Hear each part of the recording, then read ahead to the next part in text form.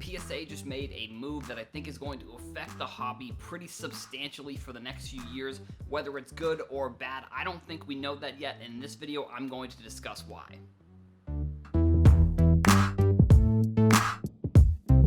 Thank you for clicking this video. My name is Adam from Herosforsale, and if you enjoy sports card commentary and hobby analysis, make sure you hit the like and subscribe button. Let's get into the video. I did decide to wait to make this video because right when the news broke, I still was kind of deciding whether it was good or bad. At first, I thought it was good, and then I saw some other opinions of people that I thought maybe this was a bad thing, and now I think I'm kind of in the middle, and I think we don't exactly know whether this news is going to be good or not. The news that I'm talking about is PSA stopping their submissions. So when PSA raised their prices at the beginning of March, I made a video that said this was good for the hobby. I think I've been in this stance that I think PSA should probably be raising their prices even more, and I think I made a video that said this is good, and everyone was like, you're crazy, and realistically, it's just a couple people that probably said that, but you know, as a creator, sometimes those nasty comments, those negative comments kind of sometimes go through some of the people that may be leaving positive comments, so I want to thank everyone who left positive comments, or even who left their opinion not in a negative way, because I think when you're talking about a company within the hobby and raising prices and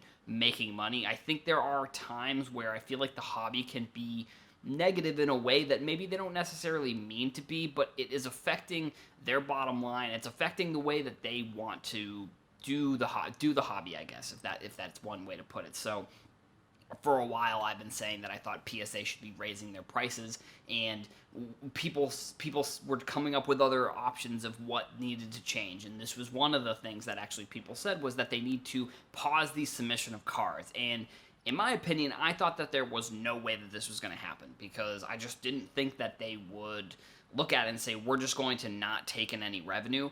Now, PSA also came out with a press release in the middle of March with Joe Orlando saying that they had been receiving, at the height of everything, they had been receiving 500,000 cards per week, but roughly about 2 million cards per month. And in different clubhouse rooms and in different forums I've seen, they've talked about that PSA may have a backlog of about 12 million cards. So in my opinion, I think looking at that, it's more realistic to think that PSA would stop taking in any submissions when you have a backlog, when you have revenue of 12 million pieces of revenue essentially that you can make. And I think I'm hoping that they're looking at this more long term. And I think the one thing that I took away from kind of seeing everybody's opinion, seeing everybody talk about this topic, is just that I don't think there's going to be one solution when it comes to what PSA needs to do and what they're going to do.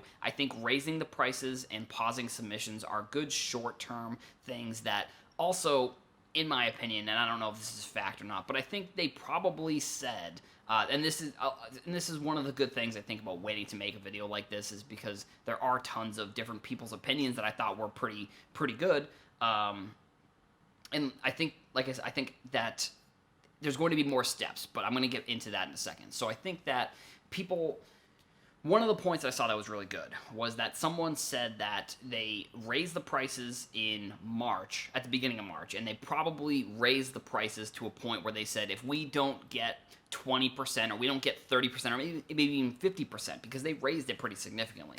They raised the prices.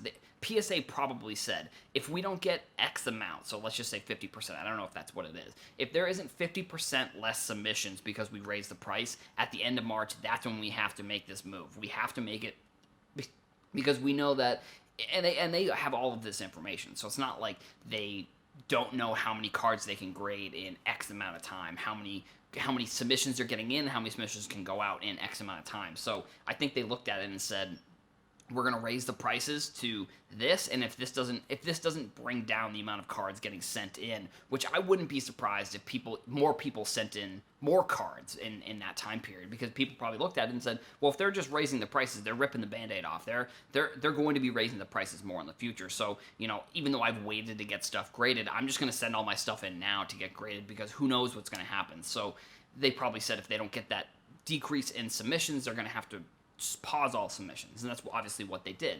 I also don't think it's a coincidence that they did it the week of Prism releasing. I wouldn't put the I would put the number, I would say it's probably got to be 25 to 30% of all cards that are sent in are probably Prism, and PSA probably with their their relationships with Topps and Panini. I'm assuming that they know they have a much better idea of a general print run size than the casual collector, someone like me. So they probably have that information of how many cards are going to be printed of, or how many boxes and so how many cards, what the print run of Prism was essentially going to be. So they looked at it and said, well, we literally can't take in, because if they know that the print run is up 50%, that they know that means that they have, let's just say they have let's say they have 1 million cards that they know are going to come in from Prism. I don't know if this is the exact number, but if let's say they have 1 million cards that came in from last year. If they know that the print run is going to be 50% higher, that means they're going to get, I'm not going to do the math here, but that means they're going to get a lot more cards, essentially. And they know that because of their backlog, they can't really make that, they can't grade all the cards that are going to be coming in. And I'll go back to this point. So I think that there's going to have to be more steps.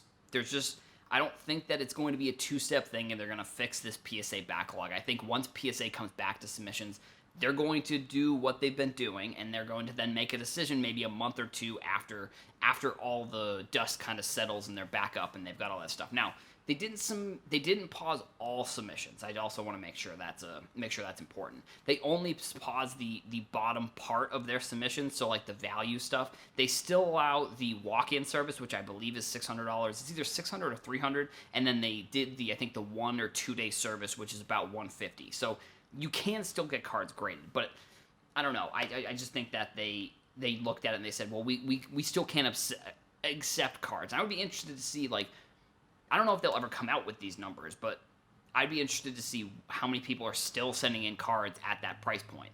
Because, and this is an important point that I heard on the Sports Card Culture, which is the Card Ladder podcast. I think it was Josh was saying that if they look at it and they say, well, X amount of people, and this was the whole point actually that I have been trying to say with the pricing of PSA.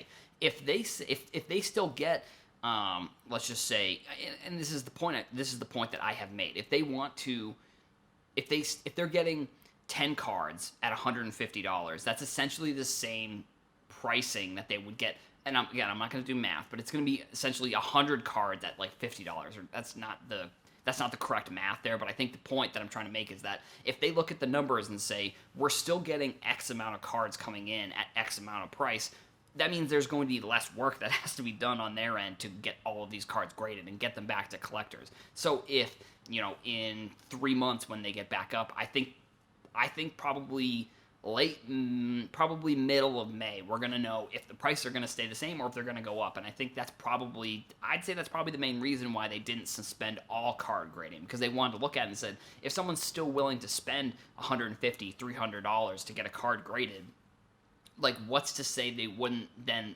like, the $50 that you have to spend essentially to get a card graded, what's to say that they're not going to then want to still spend $100? Because the profit margin for grading is still there. If you're getting 9s and 8s, obviously that's going to be an issue. And that's kind of one of the reasons why I think PSA is probably looking at it and saying, well, these cards, people are tripling, quadrupling their money by just getting a card graded. Even if it's a 9 in some cases, they're still making money. So it's like they look at it and say, well, why are we not making this money? How are we the ones, like, why is it that why should we allow this service to go on? That's not exactly it. Why should we allow people to make more money off of something that we're doing when we can just charge more and we'll still get the decent amount of revenue, or whatever that revenue ends up being? And that's the choice of PSA led to SGC tripling their prices on April Fool's. So I was surprised that they would come out with that news on April Fool's, because I thought it was an April Fool's joke because of the way their marketing is, and I haven't exactly expressed what I thought about SGC, because at first I was happy that they were making a comeback. They put out this long statement talking about the things that they learned and all this stuff, and then they come back and they run the exact same marketing strategy, which I did not like. Basically just throwing stones at the other grading services. So like when they came out and said they're tripling their prices, in my opinion, I thought there was no way that it wasn't an April Fool's joke. And I don't know. I mean, I think that when you compare those two grading card companies, like there's a reason why PSA sold for $850 million and SGC like hasn't. Like I don't know. I think so. And that's another thing that I think is important. Like PSA is making billion-dollar business decisions. Like PSA was almost valued at $1 billion.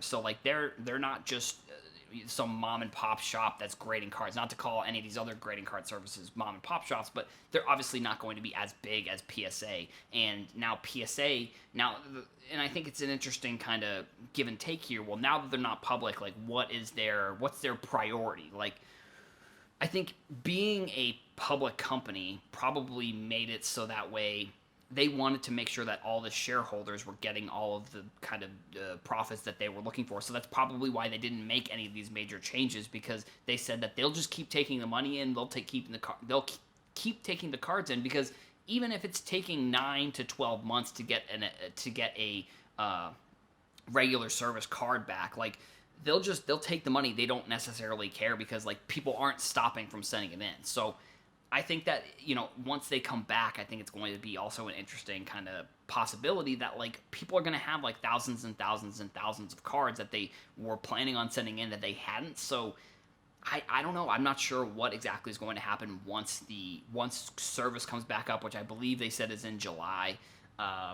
So I think it's going to be kind of crazy to see what happens with PSA. Like, I think they're kind of establishing that they want to be the premier grading card service. They want to be the one that you're sending your high-end stuff in, and not like because the one thing I think you see on Twitter is that people say, well, this is the reason why PSA had to shut down, or this is the reason. And it's like people sending in like random non-rookie base cards, or they're sending in like this was an example, and it was sold by PWCC, so I'm not 100% sure what happened with this listing, but there were two 2019 Pink Refractor Topps Chrome Mike Trout PSA 10s that sold for $85.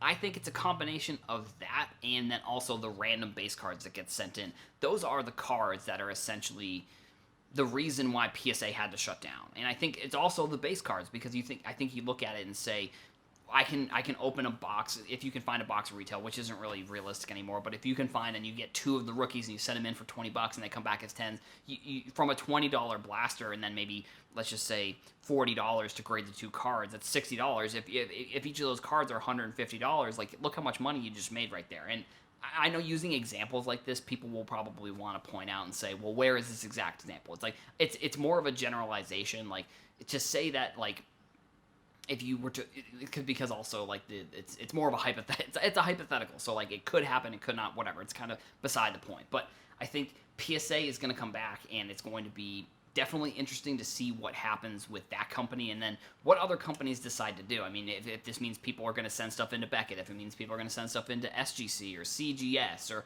there's tons of different companies to get your cards graded, and I think that there is going to be a premium on PSA in the future, and I don't know if that means they're going to raise their prices even more. I would imagine that it will, but I think that they're just going to look at it and say, well, what's the best business decision for us?